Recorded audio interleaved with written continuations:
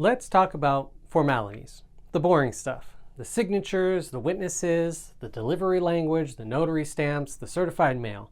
The things clients love to roll their eyes at and say, really? All this just to change my will? Well, yes, really. Because when it comes to estate planning in California, formalities are not just paperwork, they are the mechanism that turns your intentions into enforceable legal directives. And if you don't follow them, you're not just risking a delay, you're risking your entire plan falling apart. So today, we're going to look at a recent California appellate court case, Estate of Boyajian. That shows exactly how easy it is to mess this up.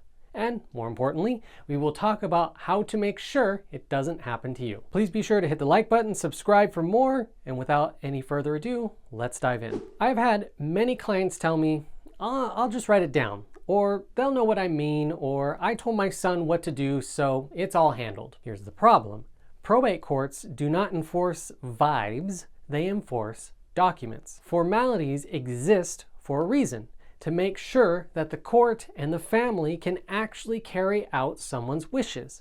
Because when there is no formal process, what you are really asking a judge to do is play psychic referee between a group of attorneys trying to guess what your intent was, which of course is a dangerous place for your legacy to land. Let's walk through what happened in Estate of Boyajian. In 2005, it's a published appellate court decision right out of Orange County. Layla Boyajian signed a 2-page holographic will, which means handwritten, in 2006, leaving her entire estate to her daughter, Anush. It was valid, it was in her handwriting, she signed it, there were no questions about its authenticity. Fast forward to 2018, Layla signed a second document, this time prepared by her son, Robert. The document said it revoked all her prior estate planning documents.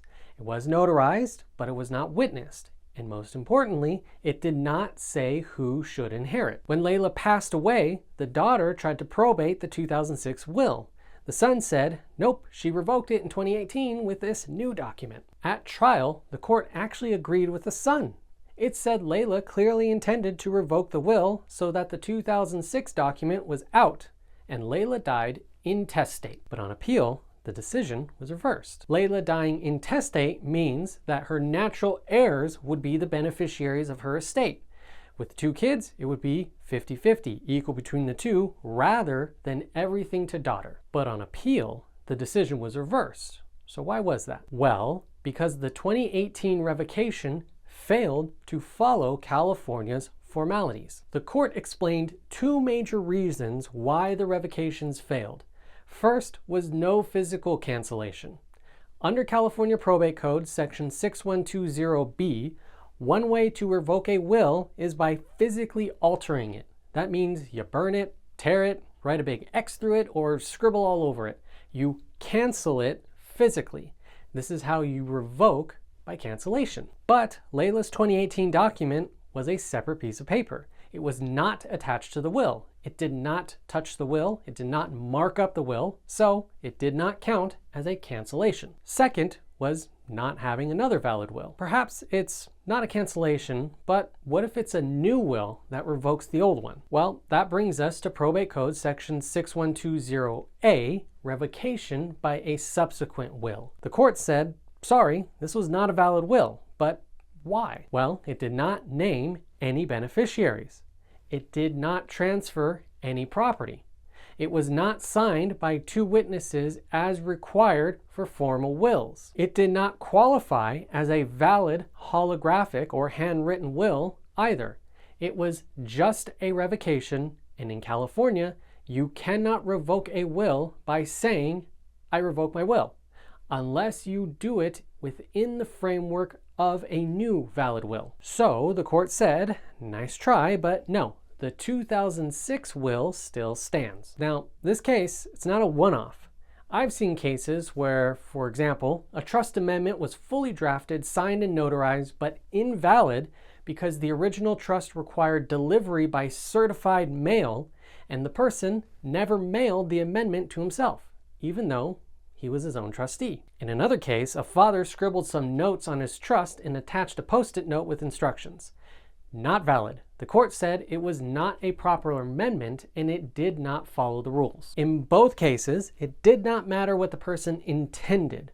What mattered was what they executed and how they executed it in the first place. Some clients think I'm exaggerating when I insist on witnesses, delivery instructions, or certified mail, but I'm not protecting my firm. What I am doing is protecting your plan. Because when you skip the formalities, you are not making life easier for your family, you're just setting them up for a courtroom fight. You might think, well, the court will know what I mean, but the court is not there to read your mind.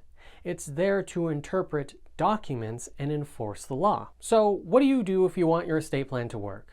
Well, of course, you're going to need to follow the formalities. Sign your will or trust properly. You want to use the required number of witnesses. You need to honor the delivery instructions in your own trust, no matter how trivial they might be. You also need to avoid writing side notes or making changes to your own documents after the fact. And when in doubt, talk to an estate planning attorney who understands these technical requirements and can make sure the documents actually do what you intend them to do. Because the court will not guess, and you won't be around to explain yourself. In today's case, it's a case about a son maybe trying to do what his mom wanted, or trying to slip a fast one past the court. But because the 2018 revocation was not done correctly, and it did not meet California's formalities, it did not work. Intent is important, but in estate planning, execution is everything. I'm attorney Andrew Bethel. Thank you very much for watching. And remember, just because you say what you want does not mean the law will just make it happen, magically speaking. You have to make it official. But with that, let me know if you have any questions down in the comments below, and I'll see you at our next meeting.